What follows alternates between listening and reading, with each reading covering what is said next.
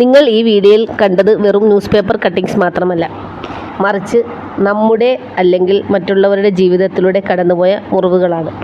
ഇതിൽ നാം നോക്കിയാൽ 10 മുതൽ 25 വയസ്സുള്ള പ്രായമുള്ള കുട്ടികളാണ് പെട്ടുപോകുന്നത്. ഈ പ്രായപരിധി എന്നത് അവരുടെ ഭാവി സുരക്ഷിതമാക്കേണ്ട സമയമാണ്. അവരുടെ മാറ്റങ്ങൾ മനസ്സിലാക്കി അവർക്കൊപ്പം നിന്ന് അവരുടെ ഭാവിയെ സുരക്ഷിതമാക്കേണ്ടത് നമ്മുടെ ഉത്തരവാദിത്തമാണ്.